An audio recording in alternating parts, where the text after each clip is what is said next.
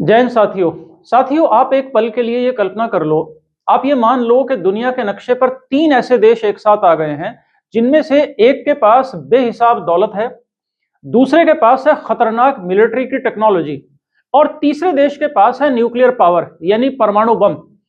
और ये जो तीनों देश हैं, ये तीनों मिलकर ये कसम खा लें कि अगर हम में से किसी भी एक देश पर हमला हुआ तो वो हम तीनों पर हमला माना जाएगा। अगर किसी एक पर हमला होता है तो यह माना जाएगा कि वो हमला तीनों पर हुआ है। तो आप ये सोचकर देखो कि दुनिया में फिर क्या होगा, मतलब क्या दुनिया का होगा। और सबसे बड़ी बात तो ये उभरेगी कि इसका भारत के ऊपर क्या असर पड़ेगा। तो देखिए, खबरें कुछ इस तरह की आ रही हैं कि पाकिस्तान, सऊदी अरब और टर्की मिलकर के एक बड़ी डिफेंस डील पर बातचीत कर रहे हैं।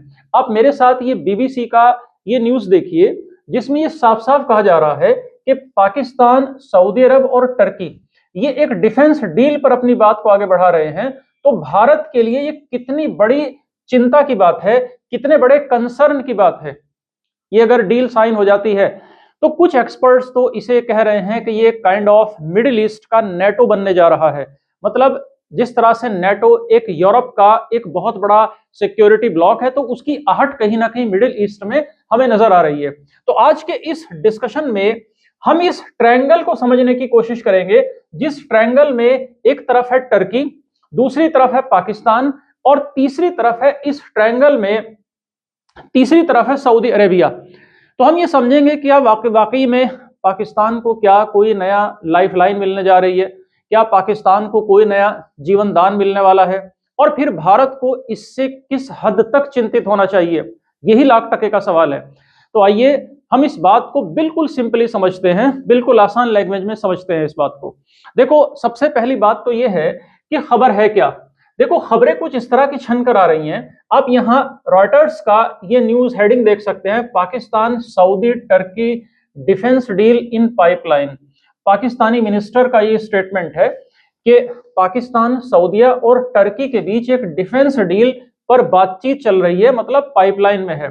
देखो, एक्चुअली खबर यह है, हुआ यह है कि पाकिस्तान के जो डिफेंस प्रोडक्शन मंत्री हैं रजा हयात हर्राज, इन्होंने रॉयटर्स को यह बताया कि पिछले एक साल से पाकिस्तान के बीच, सऊदी अरेबिया के बीच और टर्की के बीच एक गुप्त बातचीत चल रही थी, एक खुफिया बातचीत चल रही थी, जिसका ड्राफ्ट जाकर अब तैयार हो गया है। अब ये जो मंत्री जी हैं पाकिस्तान के, इनका कहना है कि ये डील अभी पाइपलाइन में है। मतलब ये डील अभी धरातल पर पूरी तरह उतर कर नहीं आई है, बल्कि ये डील अभी पाइपलाइन में है, ये पाकिस्तान के मिनिस्टर कह रहे हैं। और तीनों देश यानी टर्की, दूसरा सऊदी अरेबिया, तीसरा पाकिस्तान, बस इसको फाइनल करने के काफी करीब पहुंच चुके हैं। लेकिन कहानी में देखो एक मोड़ भी है। जब यही सेम बात टर्की के फॉरेन मिनिस्टर हाकान फिदान से इस्तांबुल में पूछी गई, इस्तांबुल जो टर्की की कैपिटल है, जब टर्किश फॉरेन मिनिस्टर से यही बात पूछी गई तो इन्होंने कहा कि देखो भाई, बातचीत तो हो रही है लेकिन अभी किसी कागज पत्थर पर साइन नहीं किया हमने।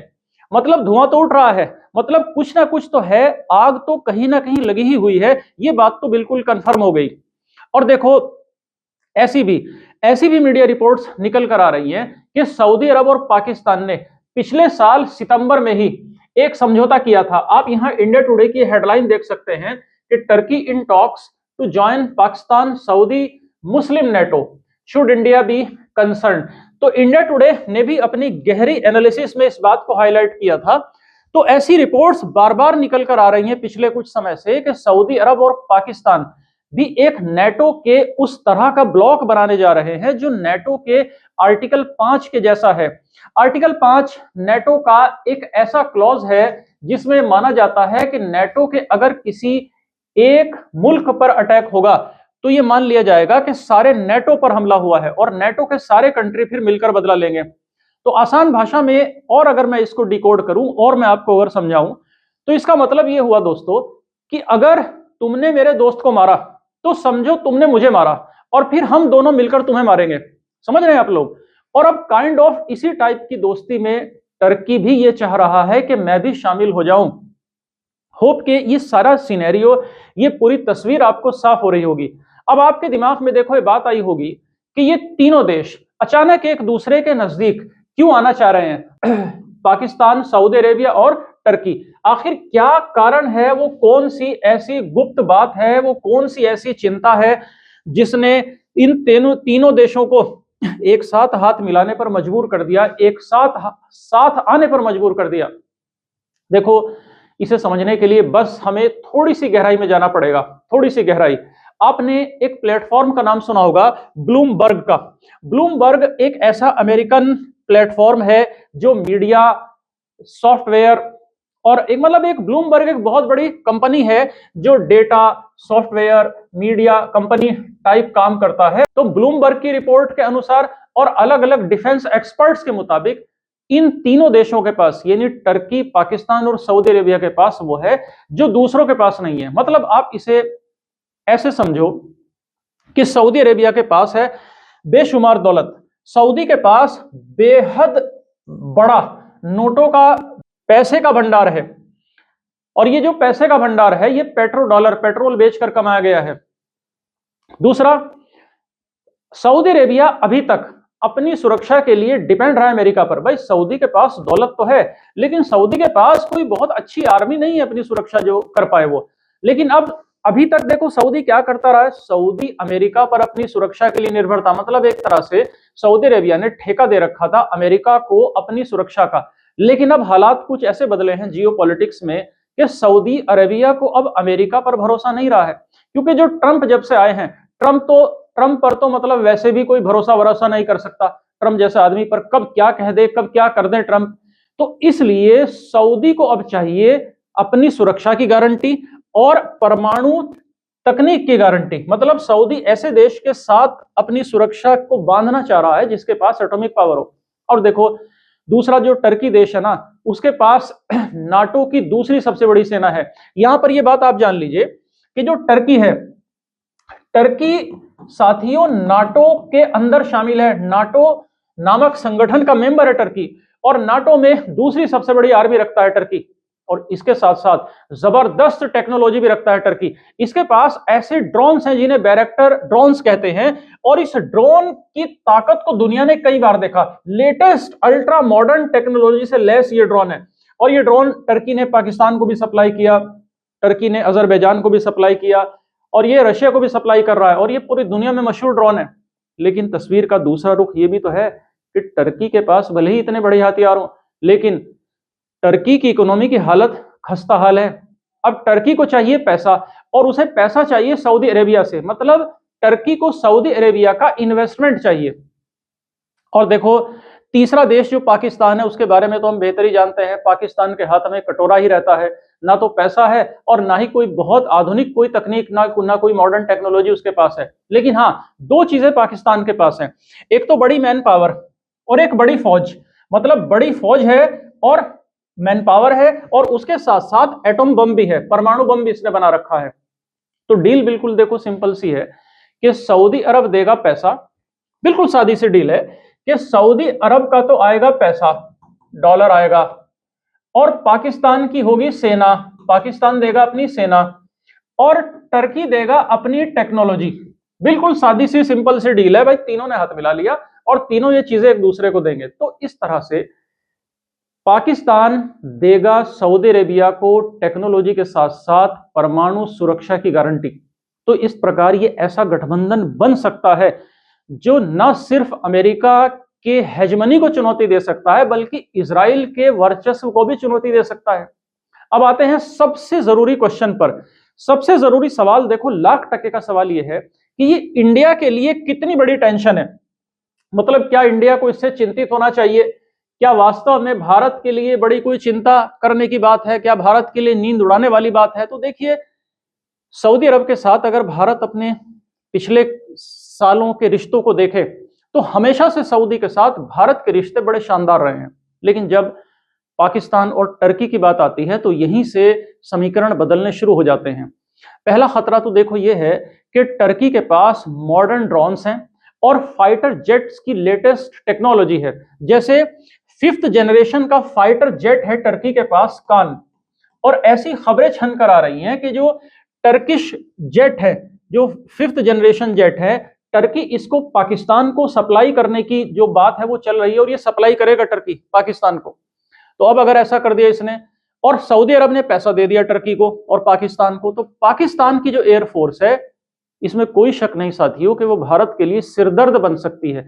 टर्की का ये कदम, इस तरह के अल्ट्रा मॉडर्न टेक्नोलॉजी से लेस जो जेट हैं, अगर कहीं ये पाकिस्तान की वायुसेना को मिले, तो इस पूरे साउथ एशिया के रीजन में और खास तौर से भारत पाकिस्तान के बीच में पावर इक्वेशन कहीं ना कहीं गड़बड़ाएगी। दूसरा खतरा यह भी उभर रहा है कि टर्की हमेशा से कश्मीर के मुद्दे पर पाकिस्तान का खुलकर समर्थन करता आया है, हमेशा से किया।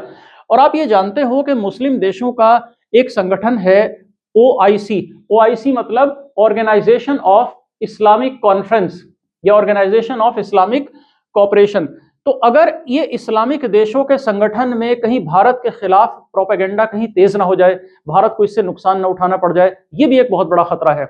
और तीसरे खतरे की अगर मैं बात करूं तो वो ये है कि दुनिया को कहीं ना कहीं ये डर है कि कहीं पाकिस्तान अपनी एटॉमिक टेक्नोलॉजी सऊदी को बेच ना दे। भाई पैसे दे दो, पाकिस्तान के कटोरे में डाल दो, पाकिस्तान से आप कुछ भी करवा सकते हो। और अगर देखो ऐसा हुआ तो पूरा मिडिल ईस्ट बारूद के ढेर पर बैठ जाएगा।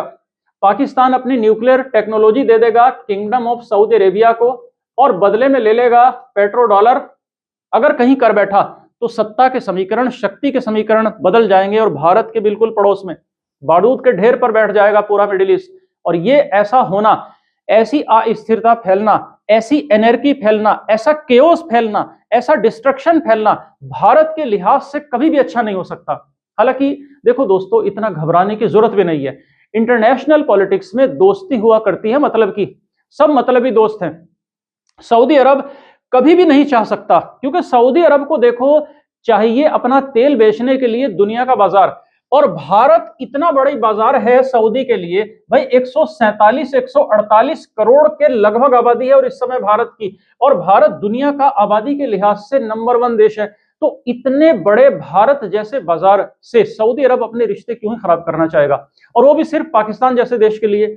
वहीं दूसरी तरफ टर्की और सऊदी के बीच में भी देखो एक ऐतिहासिक अनबन चलती रही है। आप ये जानते हो कि टर्की जो है वो ओटोमन एम्पायर का सिरमौर रहा है, और अमेरिका जैसे देशों को नाराज करना भी फिर इतना आसान नहीं है। तो एक तरफ तो टर्की और सऊदी की अनबन, भाई दोनों मुस्लिम दुनिया का अपने आप को नेता बनाना चाहते हैं, सऊदी भी और टर्की भी, और फिर अमेरिका को नाराज करना भी तो भारी पड़ जाएगा ना इन देशों को। तो फाइनली देखो, हम अगर कंक्लूड करें इस पूरे सीन को, इस पूरी तस्वीर को, इस पूरी फिल्म को, पिक्चर को, तो निष्कर्ष हम ये निकाल सकते हैं कि देखो ठीक है, कागज पर तो ये जो गठबंधन बनने जा रहा है, ये जो हाथ मिलाने जा रहे हैं तीनों देश, कागज पर तो लग रहा है कि बड़ा डरावना है, लेकिन इसको प्रैक्टिकली धरती पर उतारने में इसमें कई पेंच अभी फंसे हुए हैं। भारत अपनी कूटनीति से और आत्मनिर्भर भारत का जो प्रोग्राम देश ने चलाया हुआ है, उसके तहत जो भारत हथियार अपने देश के अंदर ही बना रहा है, तो भारत इसका जवाब देने के लिए बिल्कुल तैयार है। और आप ये अब सोचकर देखो कि क्या पैसों के दम पर पाकिस्तान अपनी गिरती हुई साख को बचा लेगा।